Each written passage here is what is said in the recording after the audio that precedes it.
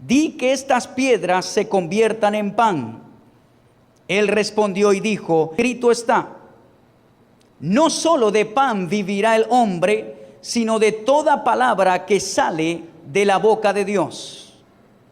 Entonces el diablo le llevó a la santa ciudad. Si eres de Dios, échate abajo, porque escrito está, a sus ángeles mandará acerca de ti, y en sus manos te sostendrán para que no tropieces con tu pie en piedra. Jesús le dijo, escrito está también, no tentarás al Señor tu Dios. Le llevó el diablo a un monte muy alto y le mostró todos los reinos del mundo y la gloria de ellos. Y le dijo, todo esto te daré si postrado me adorares. Entonces Jesús le dijo, vete, Satanás, porque escrito está, al Señor tu Dios adorarás y a Él solo servirás. El diablo entonces le dejó. Aquí vinieron ángeles y le servían. Vamos a desglosar el primer principio que se encuentra en el versículo 1 del capítulo 4 de Mateo. El versículo que dice, entonces Jesús fue llevado por el Espíritu al desierto para así ser tentado por el diablo. Hay un salmo muy conocido que es el Salmo 23, versículo 1, que dice, Jehová es mi pastor, nada me faltará. En lugares de delicados pastos me hará descansar. Junto a aguas de reposo me pastoreará. Confortará mi alma. Me guiará por justicia por amor de su nombre. Versículo 4. Aunque ande de sombra de muerte, no temeré mal alguno, porque tú estarás conmigo. Tu vara y tu cayado me infundirán aliento. Este salmo es muy importante entenderlo. Y quizás usted dice, ¿qué tiene que ver este salmo con lo que dice el versículo 1 del capítulo 4 de Mateo? Dice la Escritura que Jesús por el Espíritu fue llevado al desierto y allí le esperaba una tentación cara a cara con el reino de las tinieblas. Usted tiene que entender que cuando esto ocurrió, Jesús apenas iba a comenzar su ministerio aquí en la tierra. Nosotros como hijos de Dios, Él nos ha llamado a hacer algo en la vida. Pero usted tiene que saber que en algún momento de la vida usted se va a encontrar con el reino de las tinieblas. Es equivocado decir que por el hecho que usted y yo somos hijos de Dios, entonces no seremos atacados o tentados alguna vez por el enemigo. Jesús, antes de salir al ministerio, tenía que enfrentar esa pared. Tuvo que enfrentar un ataque directo con el reino de las tinieblas. Es necesario saber que el Señor es tu pastor, nada te faltará. Él te va a conducir por pastos verdes, te hará tomar del agua fresca, pero no solamente eso va a pasar, sino que también Él va a permitir en algún momento que usted enfrente cara a cara algún ataque del reino de las tinieblas. Pero lo importante es saber lo que dice el Salmo.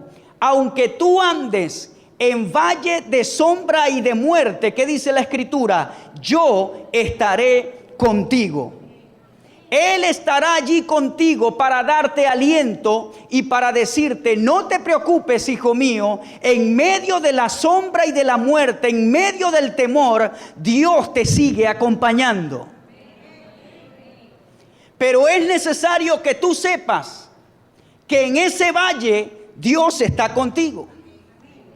A todos nos gusta los pastos verdes, el agua fresca, que Dios te provea todo, pero a nadie le gusta atravesar por un valle de sombra y de oscuridad. Pero la verdad es que todos alguna vez en la vida vamos a tener que pasar por ese valle y enfrentar el ataque de las tinieblas. Ahora, ¿qué tenemos que hacer nosotros? Número uno, saber que Dios está con nosotros en el valle de la sombra y de la muerte. Yo he estado en el valle de la sombra y de la muerte. Pero lo importante no es enfocarse en el valle de sombra y de muerte. Lo importante es enfocarte que en ese valle Dios no dejó de ser tu proveedor, Dios no dejó de ser tu protector, Dios no dejó de ser tu Señor, Dios no dejó de ser tu Salvador. En el valle Él sigue siendo tu proveedor, tu sustentador, tu protector, y el que venga contra ti tiene que retroceder, porque en el valle Él te dice en esta mañana: yo sigo siendo tu Dios. Amén.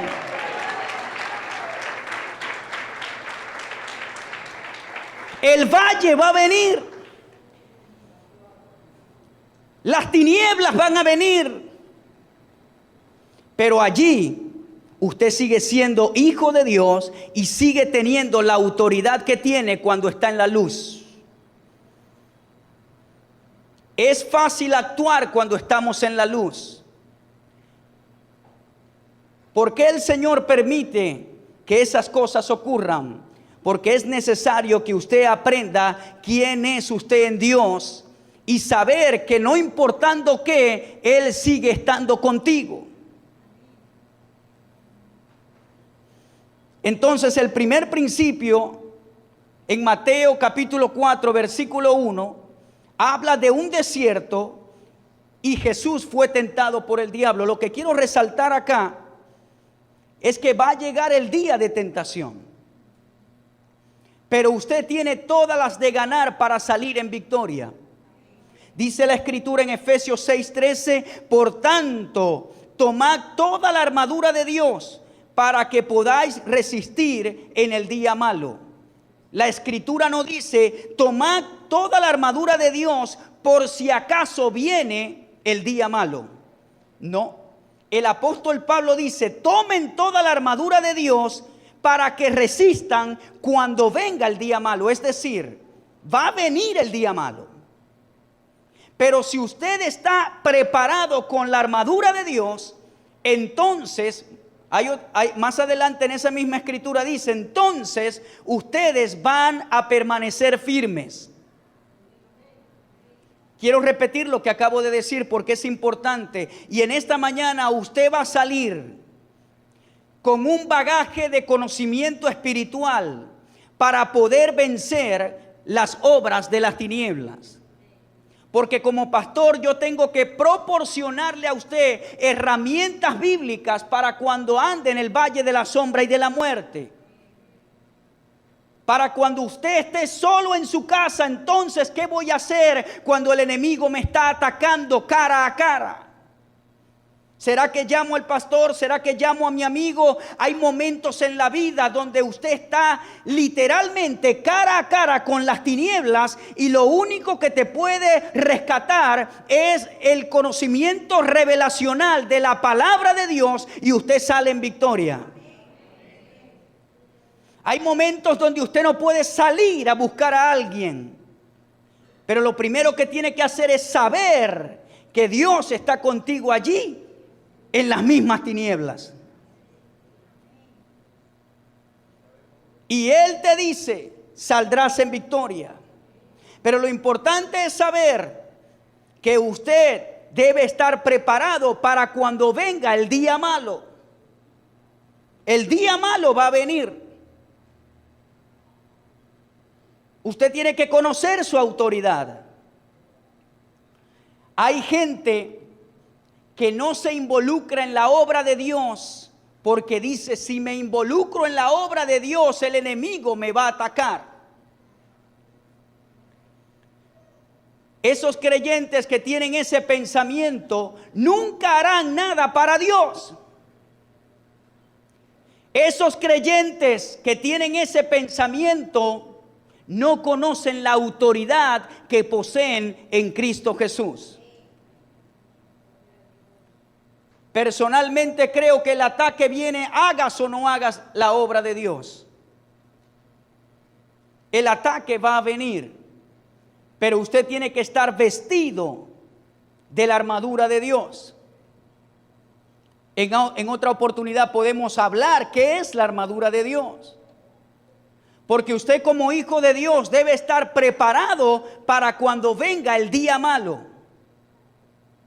Acabo de decirle que Pablo no dijo, por si acaso viene el día malo, usted prepárese.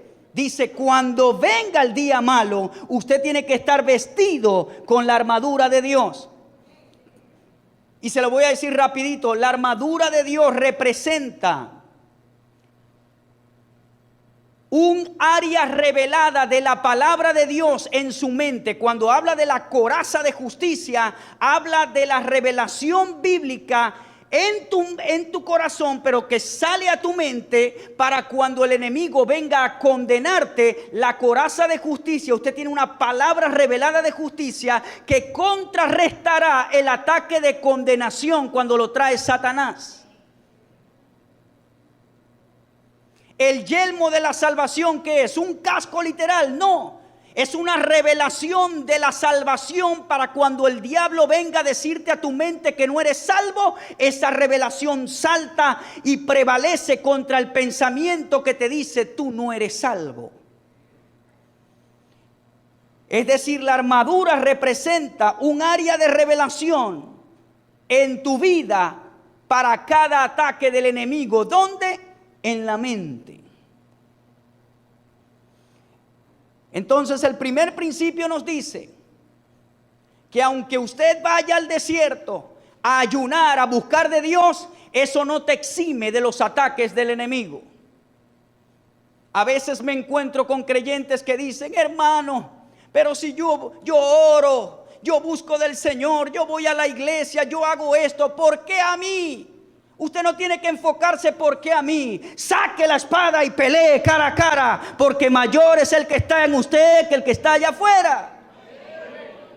En vez de concentrarse por qué a mí si yo, que tú seas hijo de Dios no te exime que no seas atacado por las tinieblas.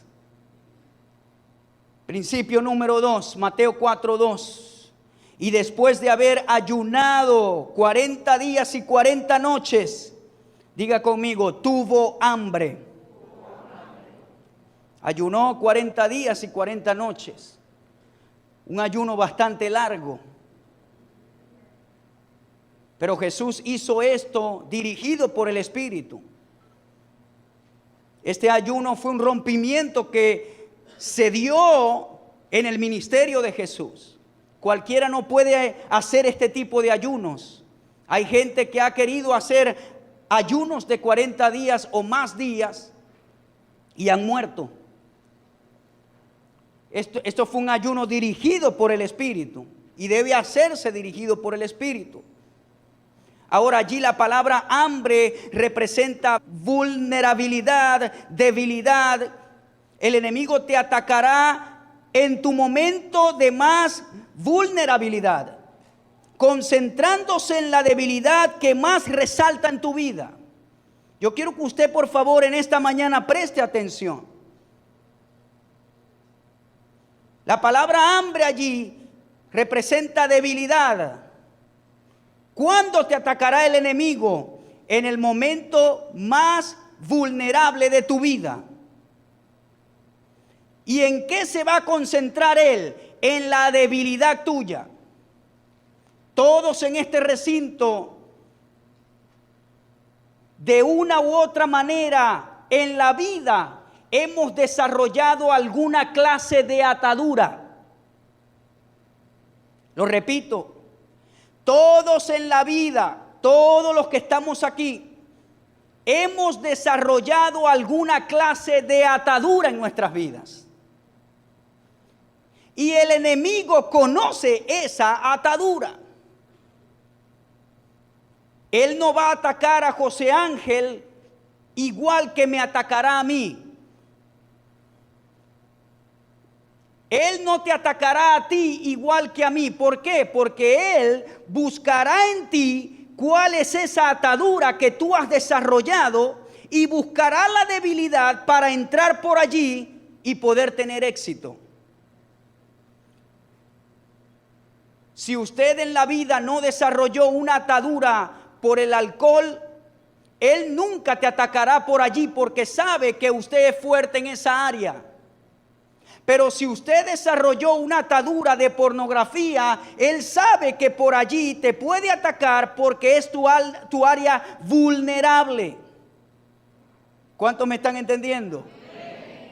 Entonces, para darle un ejemplo, en el área que tú tengas hambre, allí te atacará el enemigo. Hay hijos de Dios que se la pasan hablando, ay hermano, mi tentación más grande es esta. No diga eso. No sea tonto.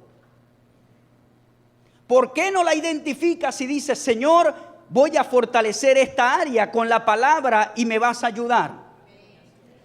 Hay gente que vive hablando, ay hermano, mi debilidad son las mujeres de pelo amarillo. Y siempre están en ese círculo.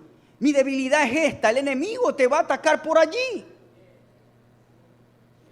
Usted tiene que identificar esa atadura que ha desarrollado en la vida con la cual ha cooperado y decidirse a romperla con la palabra de Dios en el nombre de Jesús y fortalecerla y cerrar la puerta y decir, diablo, aquí yo no me voy a resbalar más.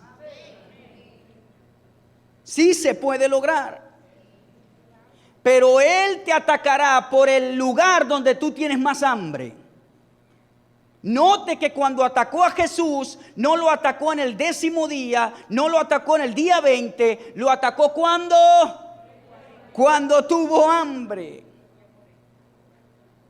Cuando los leones salen a cazar las manadas de corderos, ellos atrapan al más debilucho, al más joven, el que está bebecito, al que está enfermo, al más vulnerable. Si tú analizas cuando el enemigo te ha ganado una pelea, es cuando has estado débil en ese momento. Ahora hay una escritura que dice, el que cree estar firme, observe que no caiga. Porque cuando tú crees que eres muy fuerte, que eres muy espiritual, que eres muy sabio, ¡lum!, viene una flecha del enemigo y prueba esa fortaleza que tú clamas que eres. ¿A cuántos le ha pasado eso? Y usted dice, ¡hey! Yo creía que yo era un superpoderoso espiritual y mira cómo me tambaleó. Pero eso lo que te deja decir es que tienes que estar pila, tienes que estar velando. Y también te dice que eres dependiente de Dios y no de tus propias fuerzas. Él tuvo hambre y vino el ataque, la debilidad.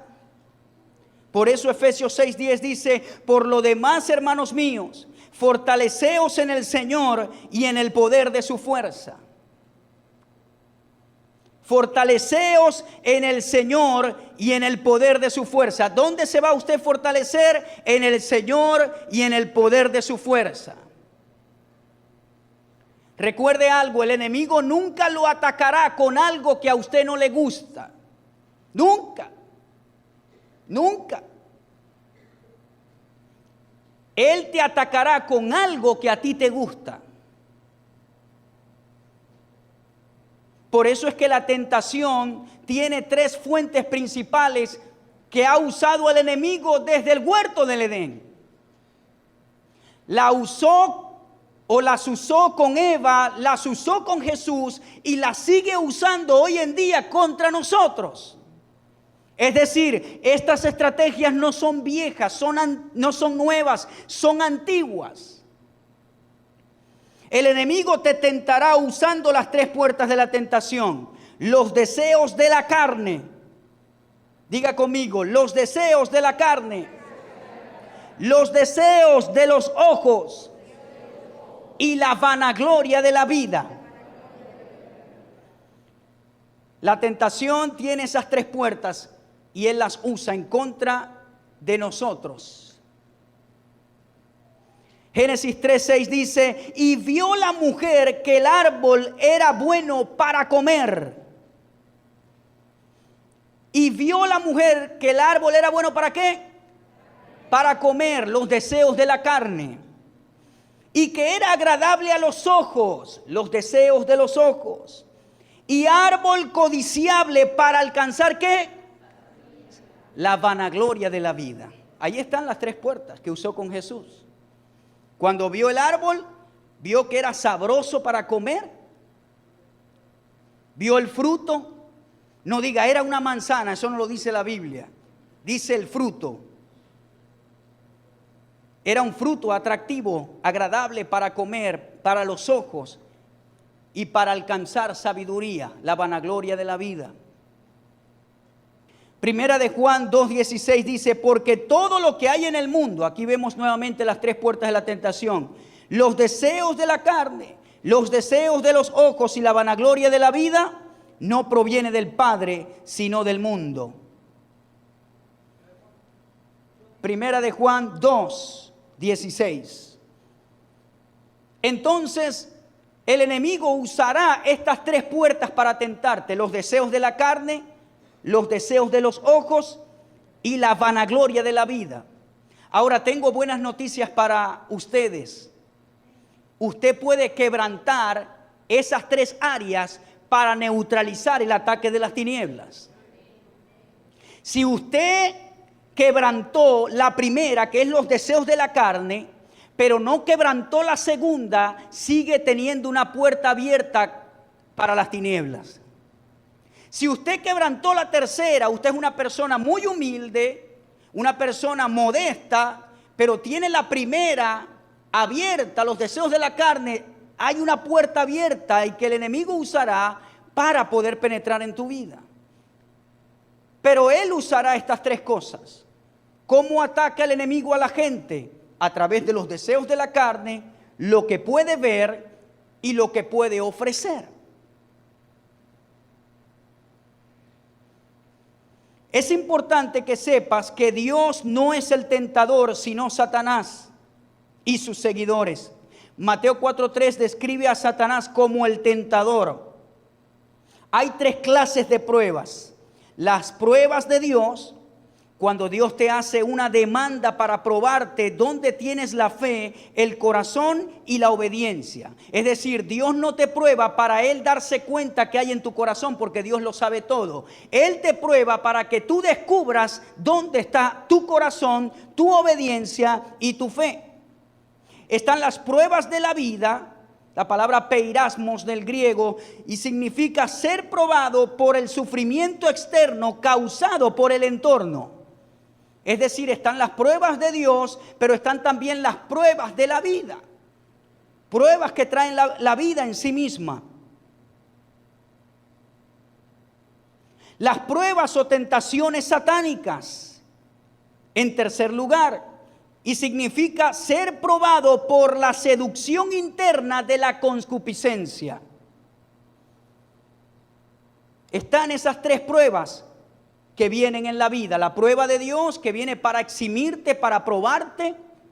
Acá hay algunos versículos que escribí para darle un fundamento a lo que estoy hablando. Génesis 22:1 dice, aconteció después de estas cosas que probó Dios a Abraham y le dijo, Abraham, y él respondió, heme aquí. Dios probó a Abraham, ¿cómo? Si usted lee el capítulo 22 se da cuenta que Dios le demanda a Abraham que le sacrifique a su único hijo Isaac, al hijo de la promesa.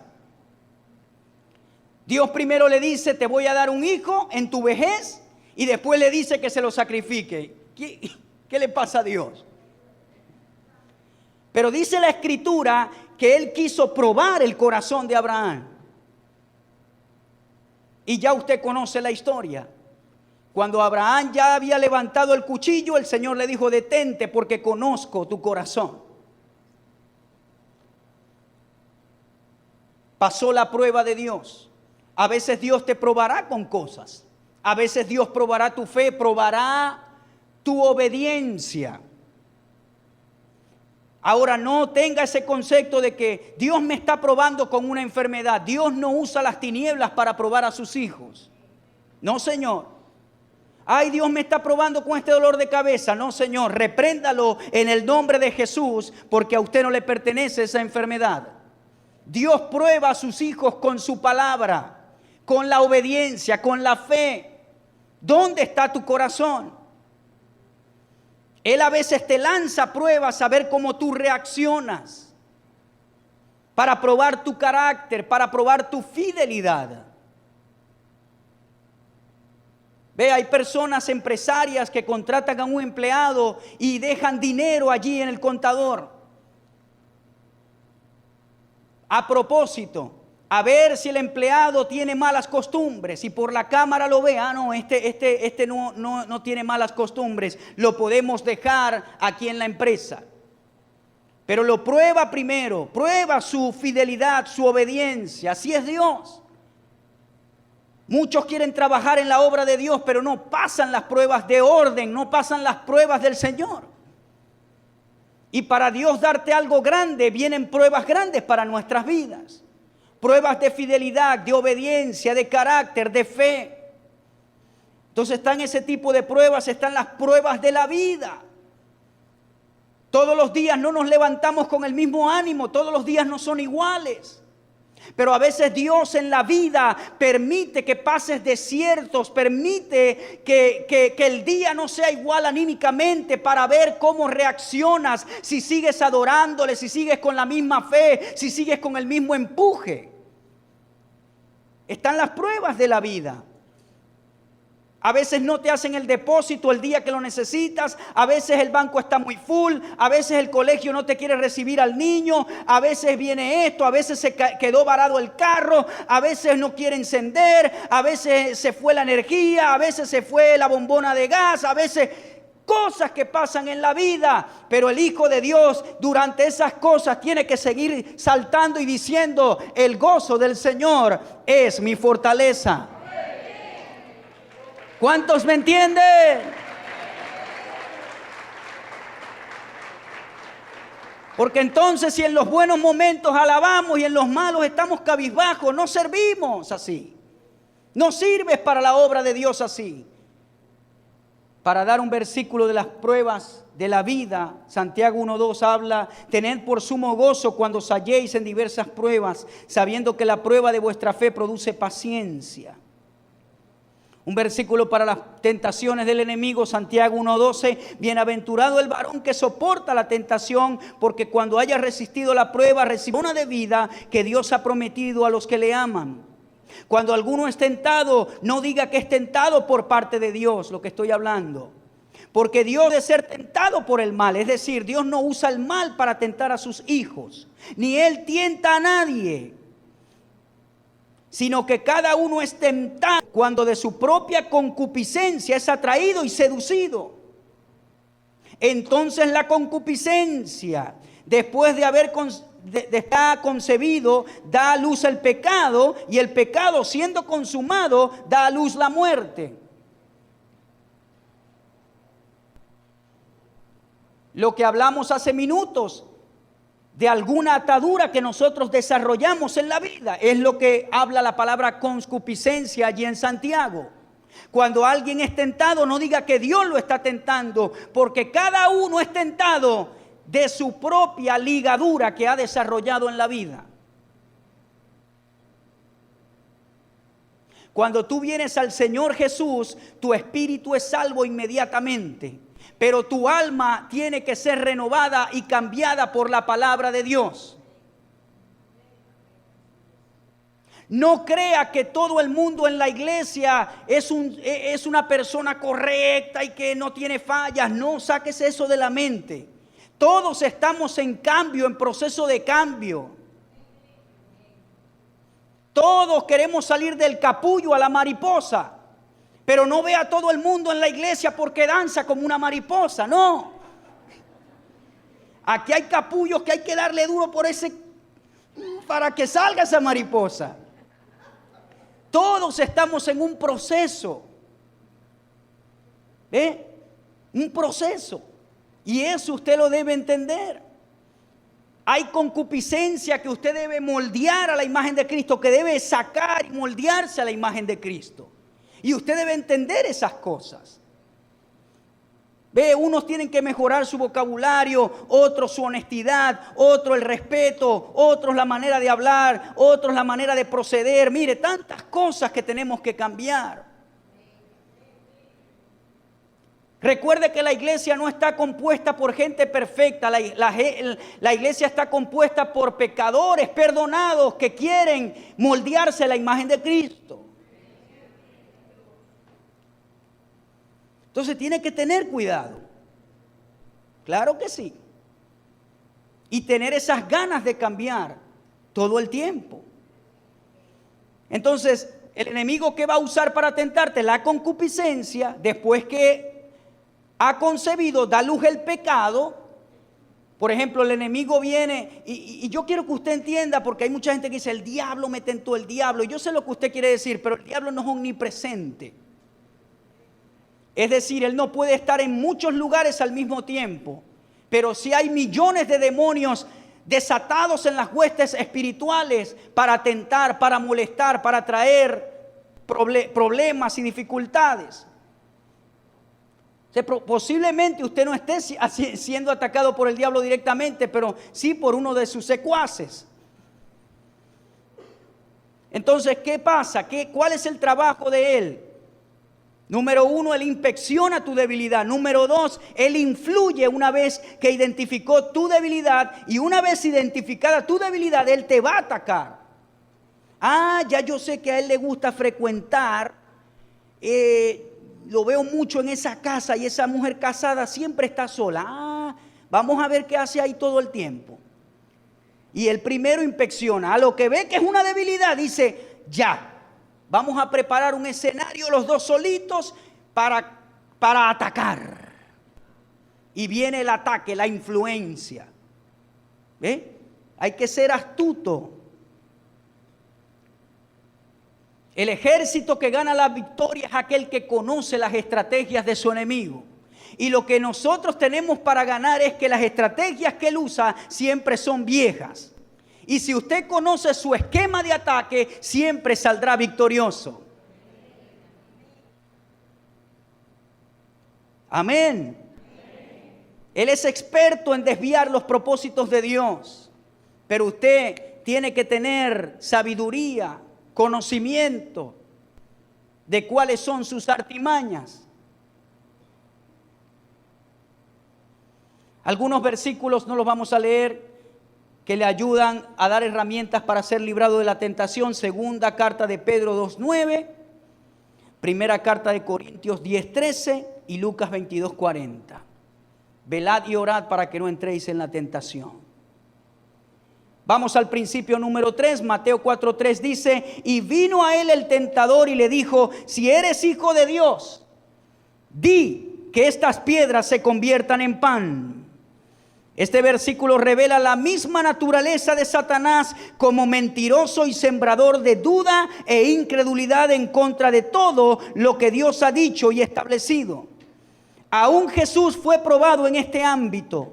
Las dos primeras tentaciones se basaron en debilitar la identidad de Jesús como hijo de Dios con la frase, si eres hijo de Dios. Los dos primeros ataques del enemigo tenían esta frase, si eres hijo de Dios. Colóquenme ahí en la pantalla ese versículo. Si eres hijo de Dios. Los ataques vinieron señalados a debilitar la identidad de Jesús con su Padre celestial. Y ese es uno de los ataques que usa en contra de muchos. Tú no eres nada hijo de Dios. Tú eres un hipócrita. Vas a la iglesia y mira lo que haces. ¿A cuántos le ha pasado eso? ¿Qué hijo de Dios vas a ser tú? Mira dónde naciste. ¿Qué hijo de Dios vas a ser tú? Si mira lo que hiciste hace tantos años atrás o mira lo que hiciste ayer. No le creas a ese pastor, tú no eres nada hijo de Dios. Sigue usando las mismas cosas. Fue atrevido y lo hizo con Jesús.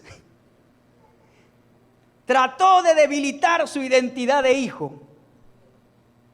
Conocer tu identidad como hijo de Dios es vital para vencer la tentación. Si Satanás logra sembrarte duda en tu identidad, tendrás una pobre cosmovisión de quién eres en Cristo y creerás todas las mentiras que el enemigo trate de sembrar en tu mente. Le voy a decir algo, y esto no es licencia para que usted salga a pecar, pero aún las personas que conocieron al Señor, que están descarriadas en este momento, siguen siendo hijos de Dios. Cuando la persona está apartada de la comunión con Dios, no pierde su relación de hijo, pierde su comunión con Dios. Es como que una familia se divida y el hijo salió enojado con su padre y con su madre y se fue a otro país. Ahora mi pregunta es, ¿ese sigue siendo hijo? Allá donde esté en otro país, ¿sigue siendo el hijo de esa persona? ¿Qué fue lo que se rompió allí? La comunión, la comunicación, pero su relación, su identidad sigue siendo la misma. Es el mismo ejemplo con muchos hijos de Dios que un día tenían comunión con su Padre, pero el pecado los alejó. Las artimañas de las tinieblas, algún trauma, algún problema que les pasó, los alejó de los caminos del Señor, pero ellos siguen siendo hijos de Dios. Y si están caídos y se levantan y dicen, vete de mí, tiene que irse, porque el diablo no ve lo de afuera, ve la condición de hijo. ¿Cuántos me están entendiendo? Entonces él va a tratar de debilitar tu identidad de hijo. ¿Qué hijo de Dios vas a ser tú?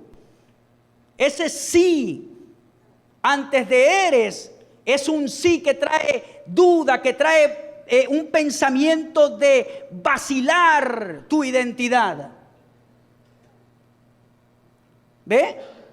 Sí, si eres hijo de Dios, no un sí de afirmación, es un sí de posibilidad. Si eres hijo de Dios, ¿qué le dijo? Di que estas piedras se conviertan en pan.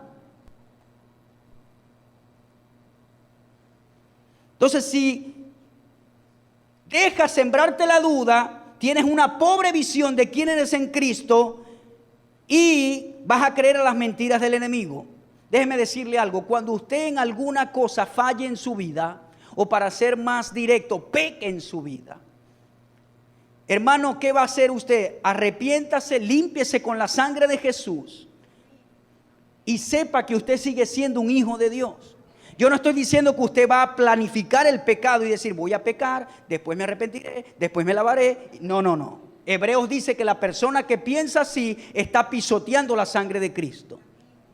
Pero como pastor es mi deber ayudarle a que cuando falle y peque, usted sepa que hay una respuesta y no se deje condenar por las tinieblas. Porque cuando viene la debilidad en tu identidad, cuando tú cometes una falla o cometes un error, allí vienen las huestes a decirte si eres hijo de Dios, si eres, y usted se limpia con la sangre al ratico, si eres, y se limpia otra vez y pasa el día limpiándose y no siente nada. Pero aunque usted no sintió nada, la primera vez que clamó a la sangre de Cristo lo limpió, porque no es por sentir, es por la fe. Amén. Entonces él tratará de debilitar tu identidad. Cuando enfrentas al enemigo desde tu humanidad, tienes todas las de perder, pero cuando lo contrarrestas desde tu posición de hijo, él tiene que huir en terror. Usted ve, el enemigo no ve este caparazón. ¿A quién puedo asustar yo desde mi humanidad? A nadie. Pero el enemigo ve en lo espiritual. Ah, este es hijo de Dios. Y dice la Biblia que nosotros tenemos una garantía que se llama la garantía del Espíritu. El sello del Espíritu. Nosotros estamos sellados con el Espíritu Santo y ese sello te identifica como propiedad de Dios. Te identifica como propiedad de Dios. Así que no crea que el enemigo va a venir y dice, bueno, yo puedo entrar aquí. No, Señor. El enemigo solo puede penetrar en tu casa, en tu familia o en tu vida cuando tú le abres la puerta y le dices, entra. Pero usted es propiedad de Dios. Y Él no ve lo de afuera, Él ve tu identidad en Cristo Jesús. Por eso es que Él dijo en una oportunidad, a Pablo y a Jesús conocemos, pero ustedes ¿quiénes son? Juan 1:12 dice, mas a todos los que le recibieron, a los que creen en su nombre, les dio potestad. Esta palabra potestad es la palabra de ¿qué? De ser hechos hijos de Dios. Es decir, hay una autoridad legal que te hizo a ti hijo de Dios, hija de Dios. En el cielo hay un registro que te hace hija, hijo de Dios. Es decir, legalmente usted es un hijo, un heredero de Dios y un coheredero con Cristo. Pero entonces la gente se mira en la humanidad. Ay, no, mira la ropa que llevo puesta. Usted es hijo de Dios y Él tiene que huir en terror. Y cuando el enemigo lo ataque, usted no va a decir, ¿a quién llamo? Usted se va a levantar y dice, ataque de las tinieblas, yo soy propiedad de Dios. Vete ya. Amén. Amén.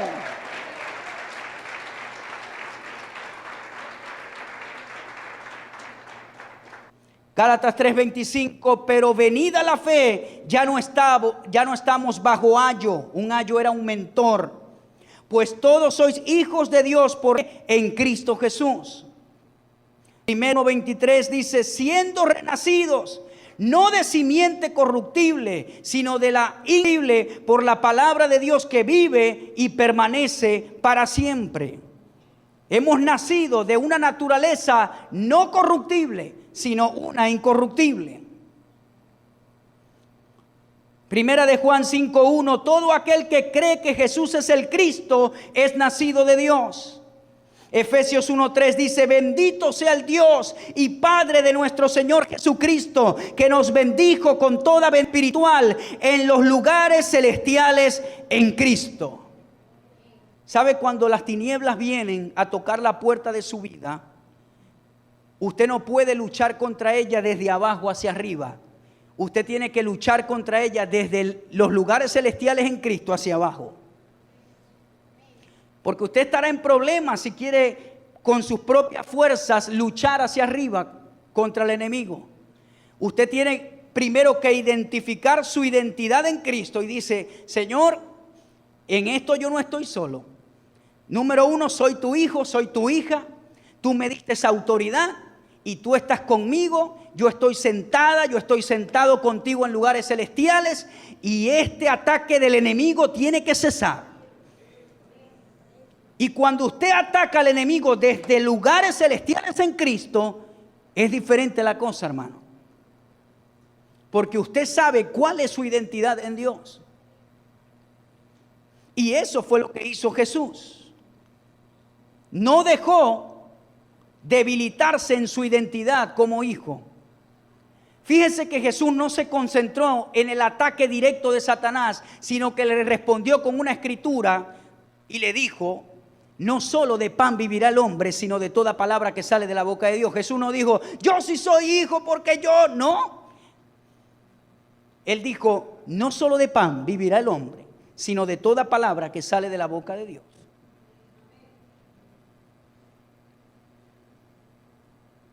Mateo 4:4, él respondió y dijo, escrito está, no solo de pan vivirá el hombre, sino de toda palabra que sale de la boca de Dios. El cuarto principio. Jesús no se enfocó en la duda que le quería sembrar Satanás acerca de su identidad de hijo. Él contrarrestó el ataque con palabras basadas en las Escrituras. Usó la espada espiritual y cortó la semilla de pensamiento que quería sembrarle en su mente. Hay estudiosos que dicen si Satanás se le presentó literalmente a Jesús o fue un ataque mental en contra de Jesús. Existen las dos posibilidades. ¿Usted sabe cuál es el campo de batalla del enemigo? Aquí mire, la mente. Ese es el campo de batalla, hermano. Él no puede atacarte en el espíritu porque tú en el espíritu eres fuerte. Él trata de atacarte en la mente. Si él logra debilitar tu mente, dislocarla, entonces allí él va a penetrar. Y cuando hablamos de la mente, entonces hablamos de pensamientos. Este principio nos enseña: por cada pensamiento de temor, duda y tinieblas que el enemigo quiera sembrarte, debe haber un rema que salga de tu espíritu, que corte la intención del diablo de desequilibrarte. Por cada pensamiento, eso es lo que vemos en el escenario de la tentación que hizo Jesús. Por cada pensamiento de las tinieblas que vino para traer desequilibrio a la vida de Jesús, hubo un rema que salió de su boca. Mi pregunta es: ¿usted va a hablar el rema de Dios cuando viene el ataque en su mente? Deja a esa mujer ya, mira, ya no hay solución. El enemigo no es penoso para hablarte a la mente, hermano. Él no tiene pena. Él no dice: ay, me da cosa arriesgarme, dígame si no lo logro. Nada. ¿No fue atrevido y le dijo a Jesús esas cosas? ¿Ah? Dios manifestado en carne y le dijo, trató de dudar de su identidad de hijo. Entonces, por cada pensamiento, yo quiero que repita esto conmigo, por cada pensamiento de ataque, yo debo soltar un rema de la palabra de Dios. Si usted hace eso, saldrá exitoso en el ataque satánico. Pero a veces somos muy livianos con los ataques de la mente y decimos: ah, no, ese soy yo que hoy estoy pensando locuras. Yo prefiero asegurarme, así sea yo, pero no dejarme sembrar nada en la mente. Ah, eso soy yo que ando pensando locuras. Cada pensamiento de negatividad, de tinieblas, de muerte, de enfermedad, de homicidio, de robo, de temor, de duda, de incredulidad, debe ser contrarrestado con una palabra rema. Una palabra rema es una palabra específica que sale de tu espíritu, de tu corazón. Amén. Eso fue lo que hizo Jesús. Un pensamiento, una palabra. Un pensamiento, una palabra. Un pensamiento de desequilibrio, una palabra. Entonces, esto nos enseña, uno, cuando viene un pensamiento de temor, de duda, de las tinieblas, una palabra rema. Ahora, para tener palabra rema, tú tienes que envainar la espada. Y allí está el problema. Tú tienes que estudiar, tú tienes que tomar un tiempo para equiparte con las escrituras, de escuchar enseñanzas. Para que cuando venga el día malo, usted tenga palabra dentro. Porque hay gente que anda todo el día, hermano, en otras cosas. Y no han invertido tiempo de meter la palabra. Y cuando viene el día malo, no hay espada por ningún lado. Usted trata, el pastor dijo, pero si no la has metido en tu vaina. La vaina es donde va la espada. Pero si no está allí, no la vas a encontrar. Pero Jesús habló y pero Jesús citó una escritura del Antiguo Testamento. La escritura que le citó fue Deuteronomio 8:3. Jesús conocía la palabra. Entonces, un consejo que yo les doy: tome un tiempo de estudiar la palabra, de escuchar mensajes. A mí me complace que Dios nos dio la radio, hermano, porque esa radio, allí colocamos la palabra de Dios.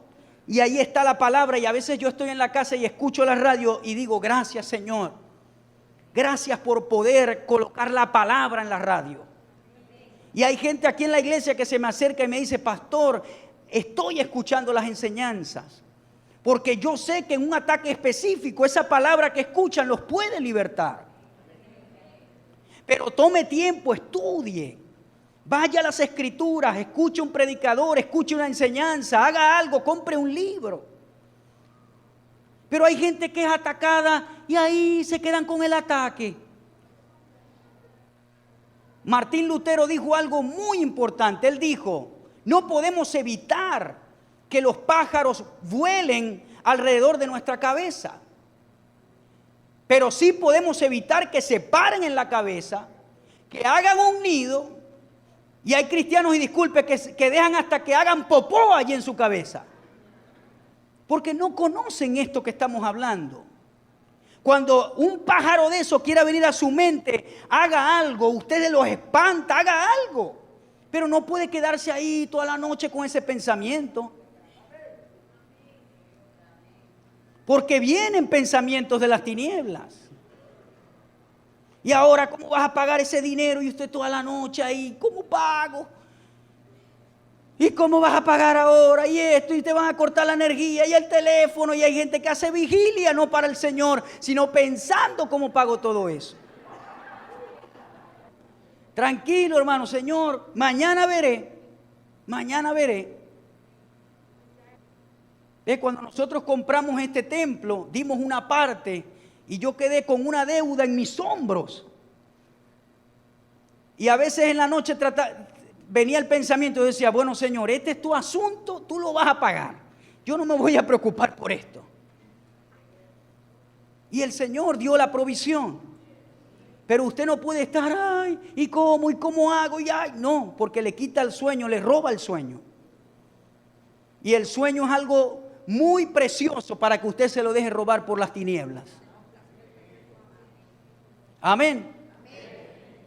Hay gente que trabaja de día y no duerme de noche, pensando en todo los pájaros que el enemigo está tratando de venir a su mente para echar nido allí. Entonces, por cada pensamiento, un rema. Este principio nos enseña que no debes pensar descuidadamente. Debes saber discernir la providencia de tus pensamientos, la procedencia de tus pensamientos. Pueden venir: 1, de Dios; 2, de tu alma no renovada; o 3, de Satanás. Hay una escritura para cada una de estas procedencias. Romanos 8:5 dice: porque los que son de la carne piensan en las cosas de la carne, pero los que son del Espíritu en las cosas del Espíritu. ¿Ve? Estos pensamientos pueden venir de Dios. Una de las cosas que yo le digo al Señor es: Señor, yo quiero que tus pensamientos prevalezcan en mi mente. Pero si usted ve televisión todo el día, no va a proceder de Dios todos sus pensamientos. Y yo veo TV, pero escojo mis programas, escogemos. Ahí está mi esposa de testigo. Y no ando a la 1 de la mañana viendo los canales, porque sé que a esa hora ahí están las tinieblas. O sea, hay cristianos que no estudian la palabra, no oran, pero a la 1 están ahí. Y te va a tentar el enemigo cuando estés cambiando los canales. Y cuando aparezca una escena de esa: ay, Señor, reprendo al diablo. No, a ti es que hay que reprenderte.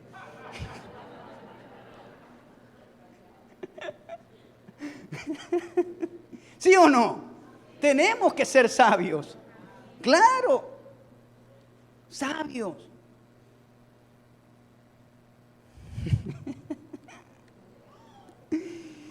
Entonces vienen de Dios, vienen de un alma renovada, o vienen en verdad directamente de las tinieblas. Usted tiene que saber discernir de dónde vienen los pensamientos. Lo de Dios trae paz, trae consuelo. Aunque sea una exhortación, una advertencia, esa advertencia te trae paz y consuelo. Los pensamientos del alma siempre van, de un alma no renovada, siempre van en torno de lo físico. No se conectan con lo de Dios, sino que siempre es algo del entorno natural. Egoísmo, envidia, un pensamiento de avaricia, un pensamiento de cosas malas son los que trae a veces la mente no renovada. Ve, cuando tú comes y ya sabes que debes de parar y la mente te dice, no, sigue comiendo, eso es un alma no renovada en esa área. Sigue comiendo y sigue comiendo, es una glotonería que está allí en tu alma que tienes que cambiar. ¿Ve? Entonces, el alma no renovada también habla.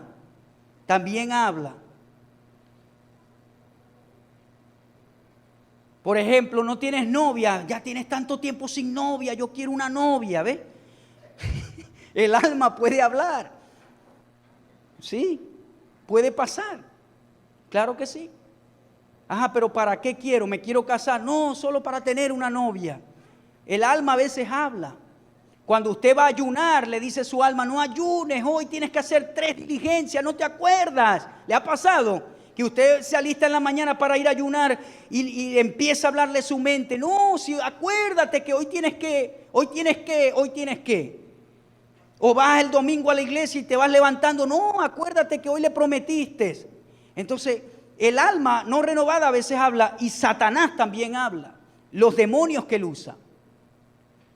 Te vas a morir, te vas a pasar esto, te va a pasar lo otro, mira, y esto, mira, hay pensamientos que vienen de las mismas tinieblas, que si usted deja que hagan nido aquí, le arruinan la vida. Te va a pasar esto y mira lo otro y va a pasar esto aquí, ¿y qué vas a hacer? Ahora con esta crisis, mucha gente, yo le decía en estos días, estaba hablando con alguien y le decía, hay gente que se ha ido del país, no porque aquí no les va bien, sino que el entorno, lo alrededor, lo hacen ir a lavar platos en otra parte y aquí son empresarios y ganan dinero. Pero el entorno, la negatividad, las tinieblas, todo, dicen no y ¡pum! Se van. Ahora hay otros que sí, en verdad, han surgido, se han ido y bueno, eso es una bendición. Pero hay gente que aquí hace plata y se va es por el entorno que los empuja, ¡blum!, los saca. No todo el mundo que se va es porque padece, sino porque la presión que hay, ¡pum!, lo saca. Las tinieblas vienen a atacar, te vas a enfermar. Usted tiene que ser prudente. No dejar usar sus palabras por el enemigo. Ve, no vaya a visitar a un enfermo y diga, ay, mi abuelita murió de eso. A usted hay que darle una pela si hace eso.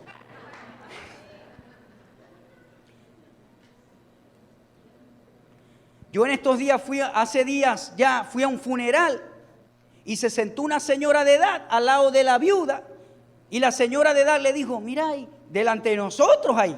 Y no dejó hijos por fuera. Que yo cuando escuché eso, yo dije, hay gente imprudente y bueno, lo demás es cuento.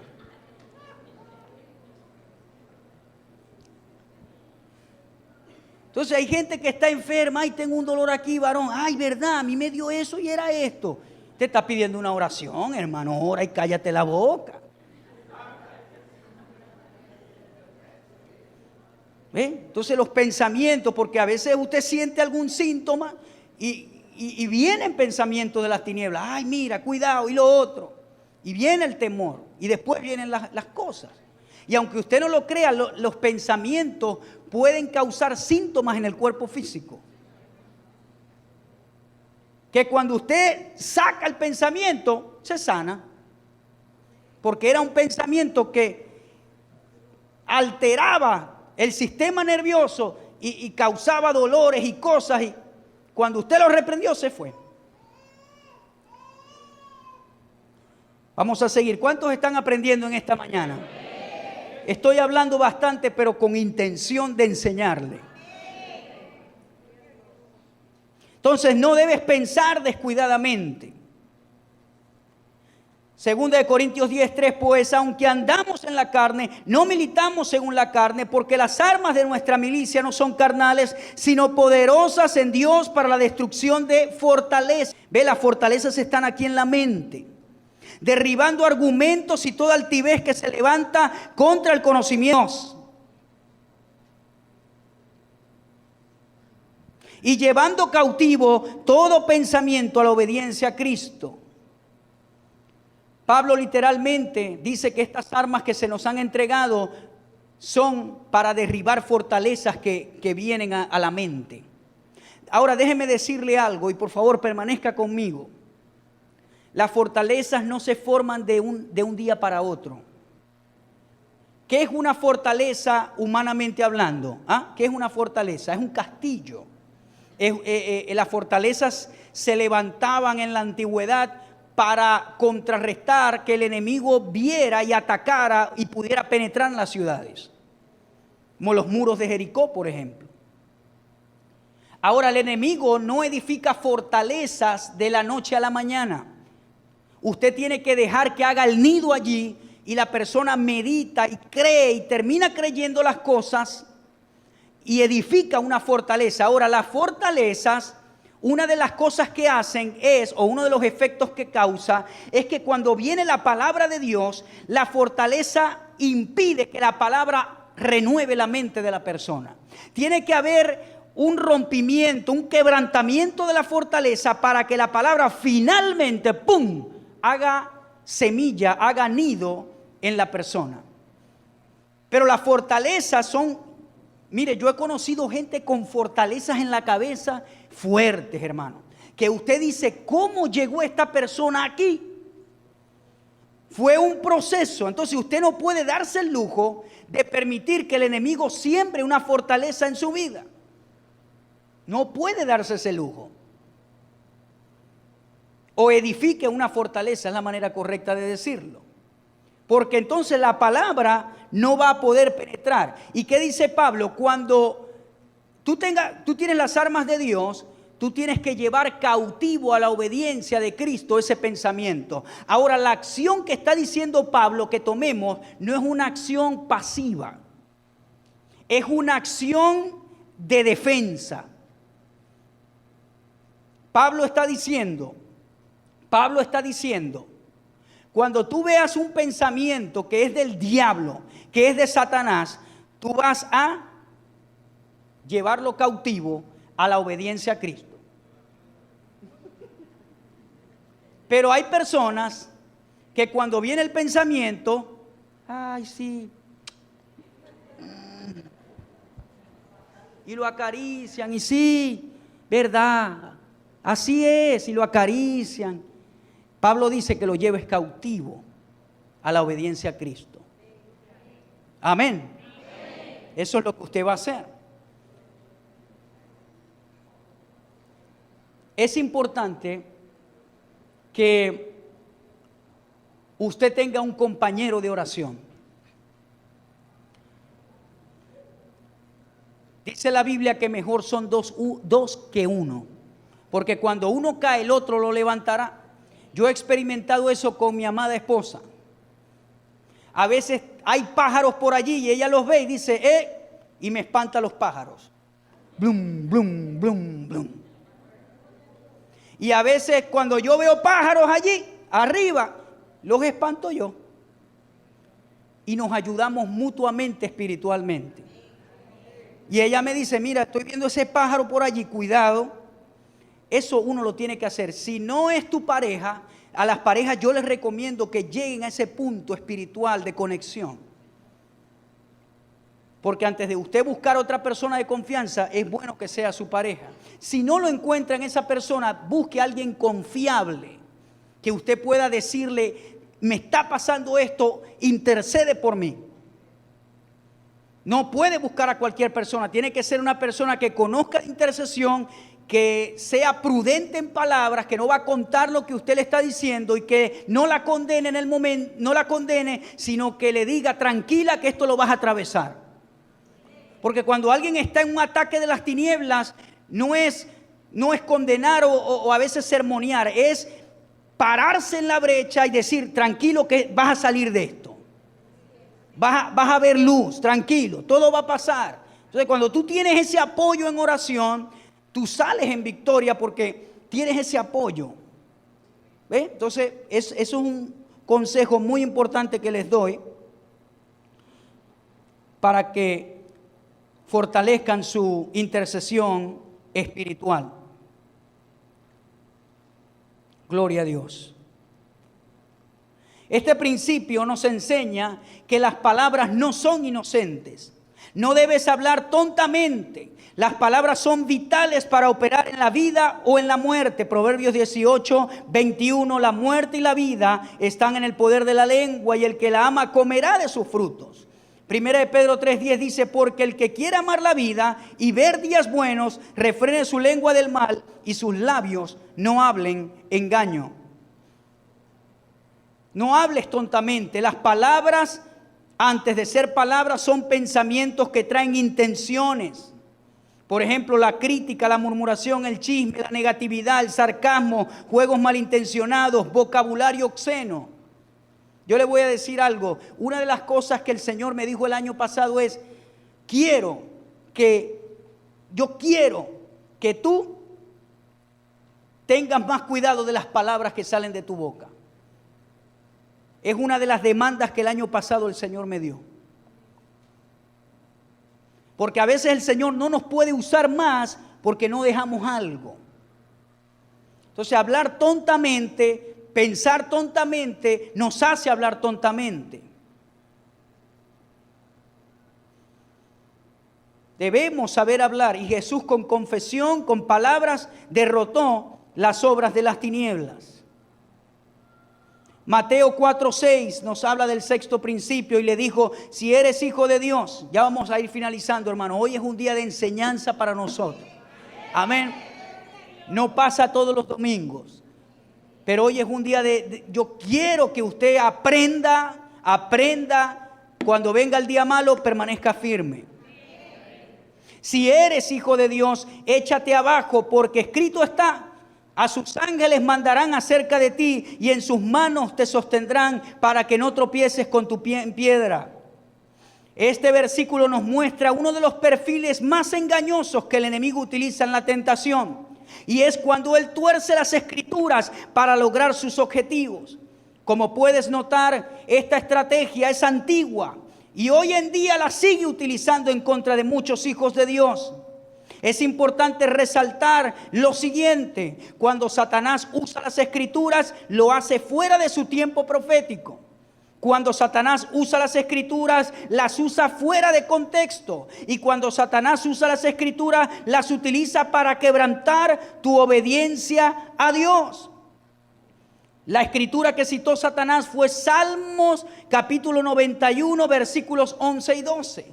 Le citó un salmo a Jesús, el sinvergüenza. Fue a un nivel más alto de ataque, buscó las escrituras y se las citó. Y eso lo sigue haciendo hoy. Las religiones han salido de un solo libro, la Biblia, de versículos mal interpretados, fuera de contexto, fuera de su tiempo profético, lo que hace Satanás. ¿Cuáles son los versículos que usan los que les gusta tomar licor para justificar su acción? Que Jesús convirtió el agua en vino en las bodas de Canaán. Para todo hay un versículo.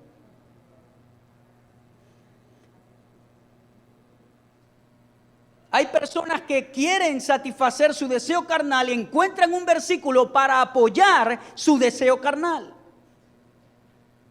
Fuera de contexto, fuera de tiempo. Y Satanás usó esto en contra de Jesús. Segunda de Timoteo 4:3. Porque vendrá tiempo cuando no sufrirán la sana doctrina, sino que teniendo comezón de oír, se amontonarán maestros conforme a sus propias concupiscencias. ¿Usando qué? Las escrituras. Se apartarán de la verdad y manejar la palabra de verdad. Segunda de Timoteo 2:15 dice: procura con diligencia presentarte a Dios aprobado, como tiene de qué avergonzarse, que usa bien la palabra de verdad. Esto habla de saber contextualizar la palabra, interpretarla adecuadamente, conocer la cultura, la historia, la geografía. Es importante conocer la Biblia en todas sus operaciones para no dejarte engañar por las tinieblas. Jesús conocía la interpretación correcta.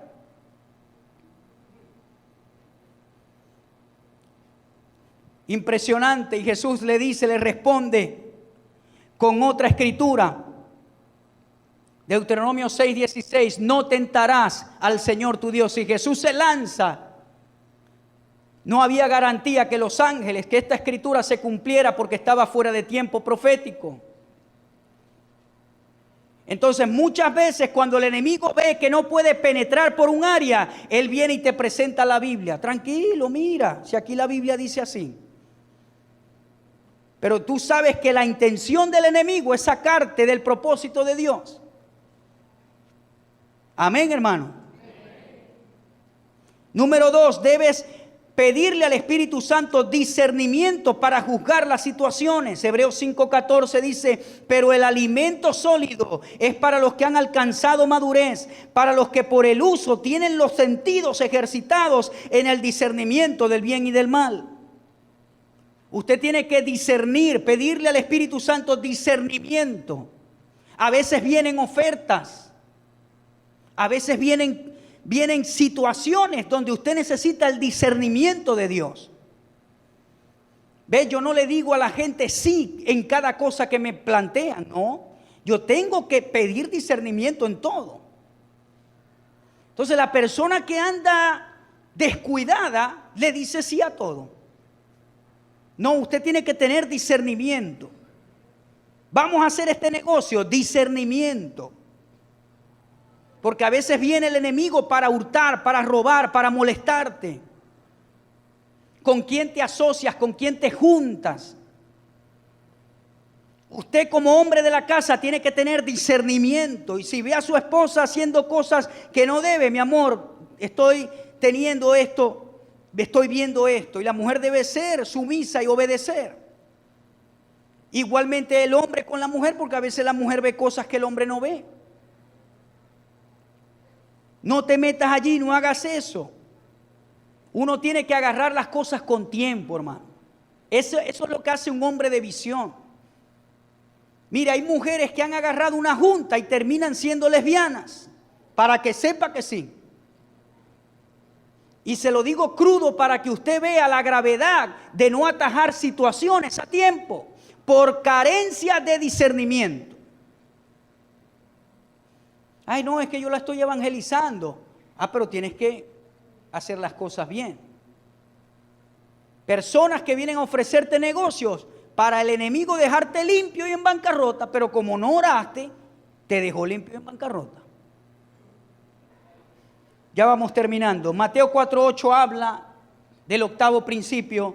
Otra vez le llevó el diablo a un monte muy alto y le mostró todos los reinos del mundo y la gloria de ellos. Y le dijo: todo esto te daré si postrado me adorares. Esta tentación fue la última carta que Satanás tenía debajo de la manga en contra de Jesús. Le ofrece la gloria de hombres y poder sobre los reinos. Satanás legalmente le pudo hacer esta oferta porque el hombre le había entregado esta autoridad en el huerto del Edén. Pero Jesús no vino a buscar gloria de hombres, tampoco dominio de reino. Su misión en su primera venida fue restaurar y reconciliar al hombre espiritualmente con el Padre. Su propósito y su éxito era morir en la cruz, y él no podía permitir que nada ni nadie lo sacara de su destino profético. Impresionante. Esta tentación la sigue usando el enemigo. Esta tentación representa, uno, a las personas que buscan primero el éxito y dejan de último el propósito de Dios. Salmo 1:1 dice: bienaventurado el varón que no anduvo en consejo de malos, ni estuvo en camino de pecadores, ni en silla de escarnecedores se ha sentado, sino que en la ley de Jehová está su delicia, y en su ley medita de día y de noche. Esto representa la voluntad, la palabra de Dios. Dice, se un árbol plantado junto a las corrientes de aguas, que da su fruto a su tiempo y su hoja, y todo lo que hace prosperará. Jesús dijo, yo no vengo a buscar gloria de hombres. Jesús vino a sufrir por la humanidad. Su éxito representaba la cruz del Calvario. ¿Cuál es tu éxito? Te pregunto yo en esta mañana. Tú tienes un éxito que alcanzar, pero tu éxito está ligado al propósito de Dios, fusionado. Está totalmente fusionado al propósito de Dios. Pero tú eres el único que lo debes saber. Yo no necesariamente lo tengo que saber. Eres tú hablando con Dios. Pero esta tentación se la dio Satanás a Jesús para desenfocarlo del propósito por el cual vino. En una oportunidad Pedro le dijo, Señor, no te vayas, yo te construyo aquí una enramada. Y el Señor Jesús sabía de dónde venía ese consejo y dijo, apártate de mí, Satanás, porque no pones la mirada en las cosas de Dios, sino en las cosas de los hombres. Entonces esta tentación va a venir a tu vida para desenfocarte, primeramente. 2, estas tentaciones vienen a las personas que comprometen sus dones y talentos solo para alcanzar fama y gloria de hombres. Le voy a dar algunos ejemplos. Marilyn Manson. Marilyn Manson nació en un hogar cristiano. Fue a una escuela cristiana en su niñez, en la primaria. Iba a la iglesia con su mamá. Marilyn Manson fue o es un rockero de heavy metal en los 90 muy conocido. Un niño que iba a la iglesia, un niño de familia cristiana. Pero cuando se hizo adolescente se empezó a interesar por la heavy metal y comenzó a escribir canciones terribles unidas con el reino de las tinieblas. Hay gente que puede ser usada por Dios grandemente, pero este ataque es un nivel más alto.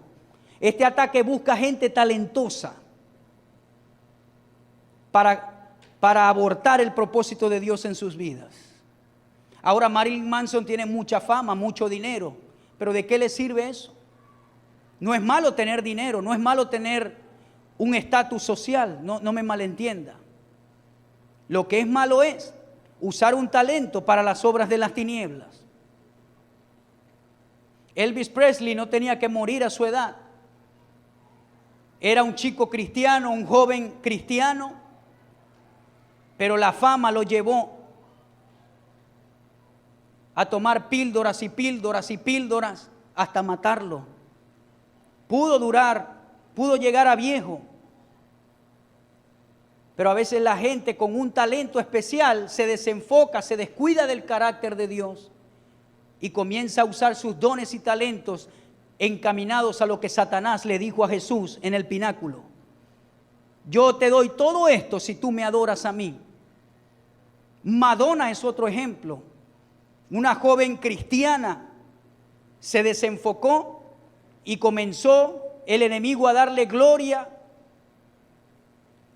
fama, estatus, y dejaron el talento de Dios para dedicárselo a Satanás. Estoy hablando de estos ejemplos extremos. Hay gente que hoy en día está en la plataforma secular, como por ejemplo Ricardo Montaner, Juan Luis Guerra, otros que están viniendo a Cristo. Yo no los critico a ellos porque ellos llegan a un público que nosotros no podemos llegar. Ya eso es otra cosa. Ellos usan más bien su talento para llegar a esos lugares. Sus músicas cambiaron, sus temas cambiaron, pero siguen teniendo una fama e impactando la música secular y la usan para traer bendición. No estoy hablando en ese contexto. Y hay muchas disyuntivas y usted puede tener su propia opinión. Tranquilo que usted es libre de juzgar las situaciones. pero estoy hablando de personas que pudieron usar sus dones y talentos para el reino, pero hubo este tipo de tentación para ellos. Lamentablemente. Número 3, a las personas que quieren alcanzar un buen estatus económico, no importando los medios, sea ilegalidad, atropellamiento o asesinato. Por eso es que jóvenes están dispuestos a delinquir, llevar drogas, no importando el peligro que corren al hacerlo. Primera de Timoteo 6:9 dice, porque los que quieren enriquecerse caen en tentación, lazo y en muchas codicias necias y dañosas que hunden a los hombres en destrucción y perdición. Porque la raíz de todos los males es el amor al dinero. El dinero no es malo, el dinero es bueno. La raíz de los males es el amor al dinero, el cual codiciando algunos tra fe y fueron traspasados de muchos Hay gente que literalmente me dice, hermano, yo fuera a la iglesia, yo quiero ir a la iglesia, pero mi trabajo no me lo permite.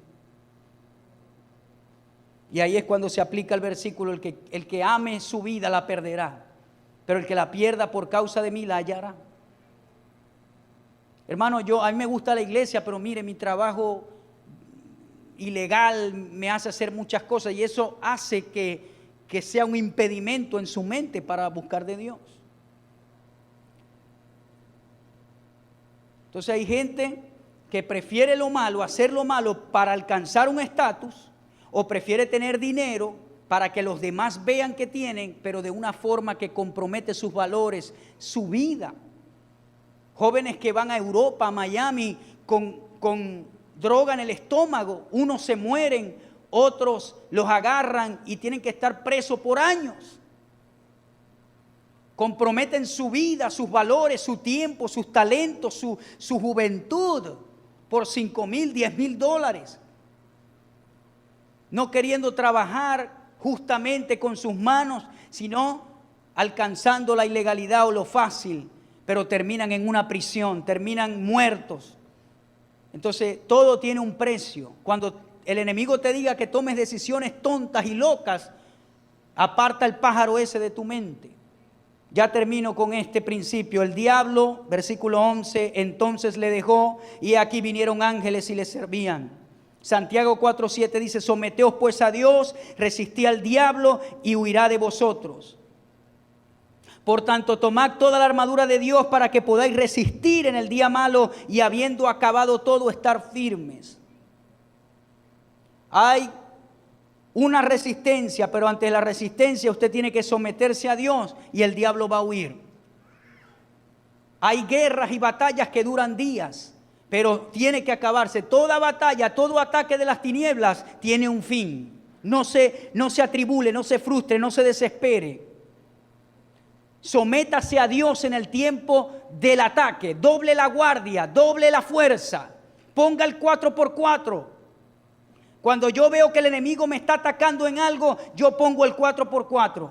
Oro más, estudio más, confieso más, hablo más, busco más de Dios. Porque dice, sométete a Dios, resiste y Él tendrá que huir. Entonces, durante el ataque usted no se debilite más, no, busque más fuerza.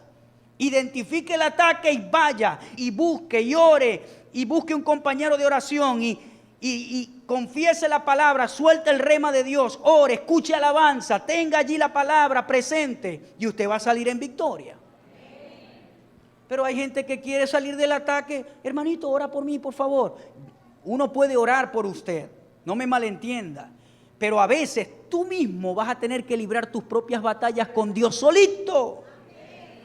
Y cuando salgas de la batalla, entonces tú vas a decir, sí puedo.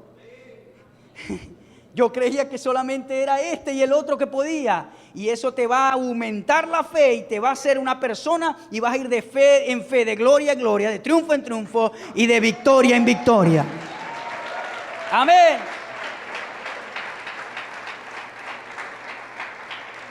Hebreos 1:14, ¿no son todos espíritus ministradores enviados para servicio a favor de los que serán herederos de la salvación?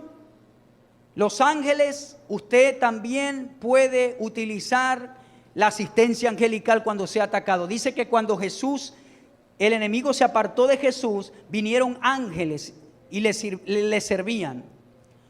La iglesia ha despreciado la asistencia angelical por mucho tiempo, pero usted debe saber que ellos son espíritus ministradores para todos aquellos que heredan la salvación. ¿Cuántos herederos de la salvación hay acá?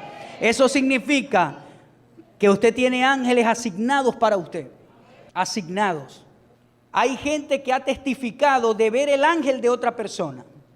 Es decir, yo tengo un ángel a mi lado que me acompaña donde voy. Si usted quiere ser incrédulo, bueno, yo prefiero creer que sí lo tengo.